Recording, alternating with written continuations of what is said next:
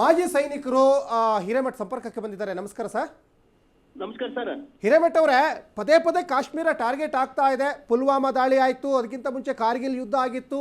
ಈಗ ನೋಡಿದ್ರೆ ಕನ್ನಡಿಗರು ಸೇರಿದಂತೆ 30 ಜನ ಇವತ್ತು ಉಗ್ರರ ಅಟ್ಟಹಾಸಕ್ಕೆ ಇವತ್ತು ಜೀವ ಬಿಟ್ಟಿದ್ದಾರೆ. ಯಾಕೆ ಸರ್ ಪದೇ ಪದೇ ಕಾಶ್ಮೀರವನ್ನು ಟಾರ್ಗೆಟ್ ಮಾಡ್ತಾ ಇದ್ದಾರೆ ಅಂತ?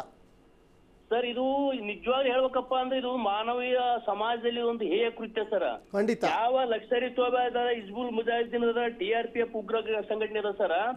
ಅವರು ನಮ್ಮ ಇಂಡಿಯನ್ ಆರ್ಮಿ ಜೊತೆ ನೇರವಾಗಿ ಹೋರಾಡುವ ಧೈರ್ಯ ಅವರಲ್ಲಿರ. ಎರಡನೇದೇನಪ್ಪಾ ಅಂದ್ರೆ ಈಗಾಗಲೇ ನಮ್ಮ ದೇಶ ಬಲಿಷ್ಠ 5 ರಾಷ್ಟ್ರದಲ್ಲಿ ಮುನ್ನುಗ್ತಾ ಇದೆ ಟೋಟಲಿ ವರ್ಲ್ಡ್ ಅಲ್ಲಿ. ಮತ್ತೆ ಅದ್ರ ಜೊತೆಗೆ ಮುಸ್ಲಿಂ ಕಂಟ್ರಿಗಳು ಬಾಂಧವ್ಯ ನಮ್ಮ ದೇಶದ ಜೊತೆಗೆ ಅತ್ಯಂತ ಆತ್ಮೀಯವಾಗ್ತಾ ಇದೆ.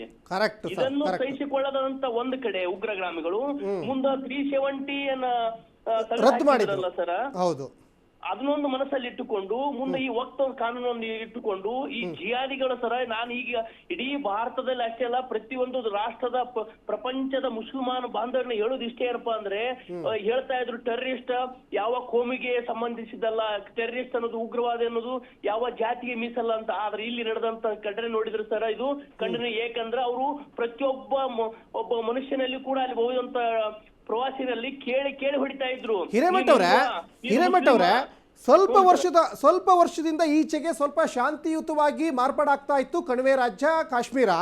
ಇಲ್ಲಿ ವಕ್ಫ್ ಬಿಲ್ ಮಂಡನೆ ಆಯ್ತು, ಆರ್ಟಿಕಲ್ 370 ಅದಕ್ಕಿಂತ ಮುಂಚೆ ರದ್ದಾಯ್ತು. ಈಗ ಸೌದಿ ಅರೇಬಿಯಾಕ್ಕೆ ಪ್ರಧಾನಿ ನರೇಂದ್ರ ಮೋದಿ ಅವರು ಹೋಗಿದ್ರು, ಈ ಸಂದರ್ಭದಲ್ಲೇ ಟಾರ್ಗೆಟ್ ಮಾಡಿದ್ದಾರೆ. ಅಂದ್ರೆ ಇದು ಎಲ್ಲೋ ಒಂದು ಕಡೆ ನಮಗೆ ಸೌದಿ ಅರೇಬಿಯಾ ಮತ್ತೆ ಭಾರತ ಸ್ನೇಹ ಗಟ್ಟಿಗೊಳ್ತಾ ಇದೆ, ಅದನ್ನ ನಾವು ಬಿಡಿಸಬೇಕು ಅಂತ ಏನಾದ್ರು ಉದ್ದೇಶನ ಹೇಗೆ? ಸರ್, ಯಾಕಂದ್ರೆ ನಾವು ಬಾಂಗ್ಲಾದೇಶ ಜೊತೆ ನಾವು ಅತ್ಯುತ್ತಮವಾದ ಸಂಬಂಧ ಇಟ್ಟುಕೊಂಡಿದ್ವಿ. ಅದನ್ನು ಕೂಡ ಈಗ ಅಲ್ಲಿ ಟೆರರ್ ಅಟ್ಯಾಕ್ ಮಾಡಿ ನಮ್ಮ ಬಾಂಗ್ಲಾ ಮತ್ತು ನಮ್ಮದ ಬಗ್ಗೆ ಸ್ವಲ್ಪ ಡಿಫರೆನ್ಸ್ ಮಾಡಿದ್ರು.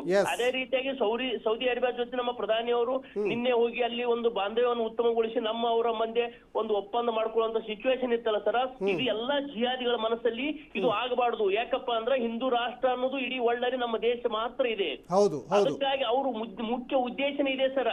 ಕೆಲವೊಬ್ರು ಹೇಳ್ತಾ ಇದ್ರು, ನಾನು ಅದನ್ನೇ ಬರ್ತಾ ಇದ್ದೆ ಪಾಯಿಂಟಿಗೆ, ಇದು ಜಿಹಾದಿಗಳು ಇಲ್ಲ ಟೆರರಿಸ್ಟ್ಗಳು ಯಾವ ಧರ್ಮ ಯಾವ ಜಾತಿಗೆ ಮೀಸಲಲ್ಲ ಅಂತ ಹೇಳ್ತಾ ಇದ್ರು. ಆದ್ರೆ ನಿನ್ನೆ ನಡೆದಂತ ಘಟನೆ ಪ್ರತಿಯೊಬ್ಬರಿಗೂ ಕೇಳಿ ನೀನ್ ಕಲ್ಮಾ ಓದ್ತೀಯ, ಕಲ್ಮಾ ಪಡೆಗ ನೈತ ತುಮ್ ಹಿಂದೂ ಗುಂಡು ಮಾರೋ ಉಸ್ಕು ಗೋಲಿ ಮಾರೋ. ನಾನೊಬ್ಳು ಇಲ್ಲೇ ಮಂಜುನಾಥ್ ಅವ್ರ ಪತ್ನಿಯವ್ರ ಜೊತೆ ಸರ್ ನಾನು ನಿನ್ನೆ ಸಂಪರ್ಕ ಮಾಡಿ ಅವ್ರ ಜೋಡಿ ಮಾತಾಡಿದೀನಿ ಸರ್.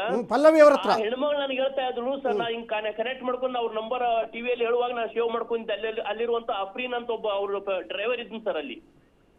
ಆ ಡ್ರೈವರ್ ನಂಬರ್ ನಾ ತಗೊಂಡು ಮಾತಾಡುವಾಗ ಈ ನಮ್ಮ ಅವರು ಪಲ್ಲವಿ ಮೇಡಮ್ ಅವ್ರ ಜೊತೆ ಕೊಟ್ಟುವಾಗ ನಾ ಮಾತಾಡುವಾಗ ಹೇಳಿದ್ರು, ಸರ್ ನನ್ನ ಗಂಡನ ಹೊಡೆದಿರಪ್ಪ ನನ್ನ ಹೊಡಿ ಅಂತ ಹೇಳಿದಾಗ ಅವ್ರಂದ್ರೆ ನೀನು ಮೋದಿಗೂ ಬೋಲೋ ಮೋದಿಗೂ ಬತ್ತಾವೋ ಅಂದ್ರೆ ಈ ಒಬ್ಬ ಉಗ್ರ ಈ ತರ ಹೇಳ್ತಾನೆ ಅಂದ್ರೆ ಅವನ ಹಿಂದೆ ಒಂದು ಕಾಣದ ಕೈ ಕೆಲಸ ಮಾಡ್ತಾ ಇದೆ ಅಂತ ಅಲ್ವಾ ಹಿರೇಮಠ ಅವರೇ? Correct sir. ಈಗ ಅವ್ರೆಲ್ಲ ಅಲ್ಲಿ ಬಂದು ರೆಕ್ಕಿ ಮಾಡಿ ಅಲ್ಲೆಲ್ಲ ಹೋಟೆಲ್ಗಳಲ್ಲಿ ಯಾರ್ಯಾರು ಎಲ್ಲೆಲ್ಲಿ ಉಳ್ಕೊಂಡ್ರಂತ ಎಲ್ಲ ರೆಕ್ಕಿ ಮಾಡ್ಬೇಕಪ್ಪ ಅಂದ್ರ ಅಲ್ಲಿರುವಂತ ನಮ್ಮ ದೇಶದ ವಿರೋಧಿಗಳು, ನಮ್ಮ ದೇಶದ ಚಟುವಟಿಕೆಗಳಲ್ಲಿ ಉಗ್ರವಾದಿಗಳ ಕೈವಾಡದಿಂದ ಕೂಡಿರುವಂತ ವ್ಯಕ್ತಿಗಳ ಕೈವಾಡ ಸಾಕಷ್ಟಿದೆ ಸರ್. ಇದು ಕೇವಲ ಉಗ್ರವಾದಿಗಳಂದಲ್ಲ ಸರ್, ಅಲ್ಲಿರುವಂತ ಕೆಲವೊಂದಿಷ್ಟು ದೇಶದ್ರೋಹಿ ಮುಸಲ್ಮಾನಗಳು ಅವ್ರ ಸಪೋರ್ಟ್ ದಿಂದ ಆಗಿದೆ ಕಾರಣದ. ಇನ್ನೊಂದು ಕಡೆ ನೋಡಿ ಇದೆ ಸರ್ ಇದು. ಹಿರೇಮಠ ಅವರೇ, ಪ್ರತಿಯೊಬ್ಬರ ಹೆಸರನ್ನ ಕೇಳಿ ಹೊಡೆದಿದ್ದಾರೆ.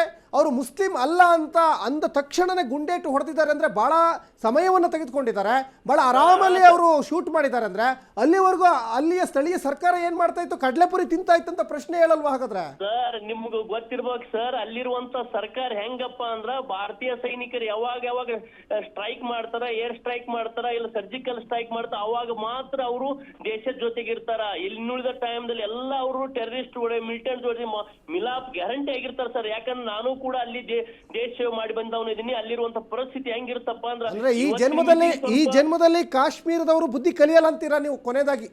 ಇಲ್ಲ ಸರ್, ಕಲಿತಾರ. ಅದು ನಾನು ನಿಮ್ಮ ಮುಖಾಂತರ, ಈ ವಾಹಿನಿ ಮುಖಾಂತರ ಇಡೀ ದೇಶದ ಜನತೆ ಮತ್ತು ಪ್ರಧಾನಮಂತ್ರಿ ಒಂದೇ ರಿಕ್ವೆಸ್ಟ್ ಮಾಡ್ತೀನಿ.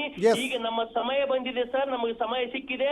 ಇವತ್ತು ನಾವು ಏನಾದ್ರೂ ನೀವು ಉಗ್ರವಾದ ಒಂದು ಡಿಸಿಷನ್ ತಗೊಂಡು ಈ ಪಾಕಿಸ್ತಾನ 3 ಅಲ್ಲ 4 ಭಾಗವಾಗಿ ಛಿದ್ರ ಮಾಡ್ಬೇಕು ಅಂದಾಗ ಮಾತ್ರ ಇವಾಗ ನಮ್ಮ ದೇಶ ಸಂತೋಷವಾಗಿರಕ್ಕೆ ಸಾಧ್ಯ ಐತೆ ಸರ್. ಎಸ್ ಸರ್, ಧನ್ಯವಾದ. ಅಶ್ವವೇಗ ವಾಹಿನಿ ಜೊತೆ ಮಾತಾಡಿದ್ರಿ. ನಿಮ್ಮ ಮಾತಲ್ಲೇ ಅಷ್ಟು ಒಂದು ದೇಶಭಕ್ತಿ ಕಾಣ್ತಾ ಇದೆ, ಗೊತ್ತಾಯ್ತು. ಯಾಕಂದ್ರೆ ನೀವು ಕೂಡ ಅಲ್ಲಿ ಸೈನಿಕರಾಗಿ ಕೆಲಸ ಮಾಡಿದಂಥವರು.